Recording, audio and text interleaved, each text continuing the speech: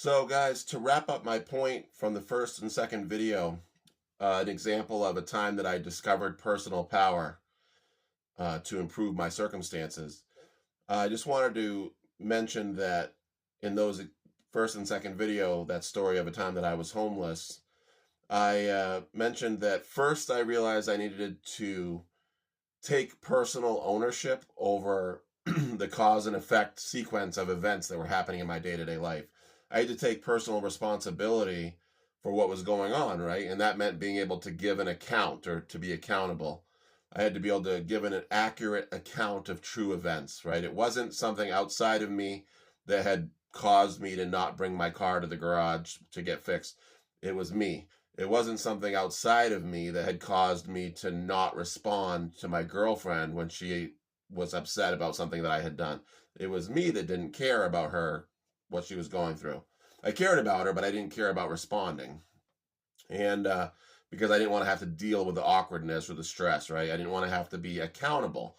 So the first thing I wanted to point out is that in my example there, you can see that it wasn't until I took personal ownership over the cause and effect sequence of events in my day-to-day life that things started to get better. And then the second piece is assertive problem solving, meaning the only way that they're going to get better is when you start facing the real problem directly, right?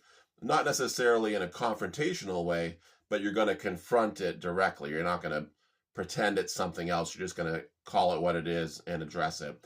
And I haven't said specifically what I did to solve the problem, so I wanted to do that in this third video. So the example I gave, I was staying on my friend's couch, and I knew that in order to get a job, I was going to probably have to cut my hair. I had long hair down to my chest, and I was in central Maine, which is very conservative, or it was at that time. It was very conservative as a place, and the social norms here were very uptight about people and how they looked. So I cut my hair, and sure enough, I got a job that afternoon at Burger King. And every day, even though I had a bachelor's degree, I was the first person in my family to get a bachelor's degree. I was a veteran of the Air Force. I had done really well in the Air Force, but I hadn't learned these lessons yet, right? And so they had caused me a lot of problems because in the military, everybody was taking care of me just like was trying to do after that.